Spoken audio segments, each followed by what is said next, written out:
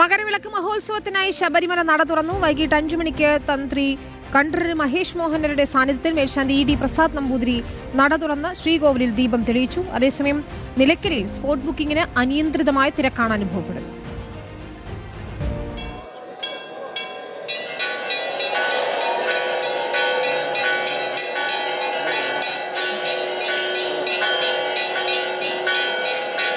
രണ്ടു മാസം നീണ്ടു നിൽക്കുന്ന മണ്ഡല മകരവിളക്ക് തീർത്ഥാടനത്തിന് സമാപനം കുറിച്ചുകൊണ്ടുള്ള മകരവിളക്ക് ദർശനം 2026 ജനുവരി 14-നാണ്. നവംബറിൽ ആരംഭിച്ച മണ്ഡലകാല തീർത്ഥാടനത്തിന് ശേഷം ഡിസംബർ 27-ന് ഹരിവരാസനം പാടി നടയടച്ചിരുന്നു.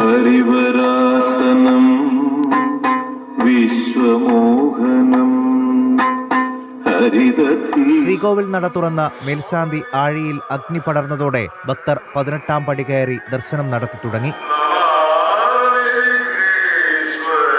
സ്പോട്ട് ബുക്കിംഗിന് അനിയന്ത്രിതമായ തിരക്കാണ് ഇന്ന് രാവിലെ 11 മണി മുതൽ നിലയ്ക്കലിലെ ബുക്കിംഗ് കേന്ദ്രത്തിൽ അനുഭവപ്പെടുന്നത്. തിരക്കനുസരിച്ച് മാത്രമേ നിലയ്ക്കലിൽ നിന്ന് സ്വാമിമാരെ കടത്തിവിടൂ. ശബരിമല സന്നിധാനത്ത് ക്രമാതീതമായി തിരക്കുണ്ടെങ്കിൽ നിലയ്ക്കലിൽ സ്വാമിമാരെ നിയന്ത്രിക്കാനാണ് പോലീസ് നീക്കം.